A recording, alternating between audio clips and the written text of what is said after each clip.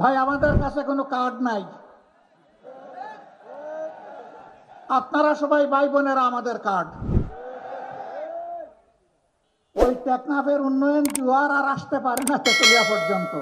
ওরা জনগণের প্রতি 5 বছরে একবার দরদের হান্ডিতে জাল দেয় আর এটা উতলাইয়া উঠে। কেউ কেউ আবার বসন্তের কোকিল, বসন্তকাল আসলে আইসা বলে কুহু কুহু। আমরা এই উত্তরবঙ্গের চেহারা মহান আল্লাহর উপর ভরসা করে বলতে চাই, বদলে দেওয়ার জন্য 5টি বছর যথেষ্ট হবে ইনশাআল্লাহ।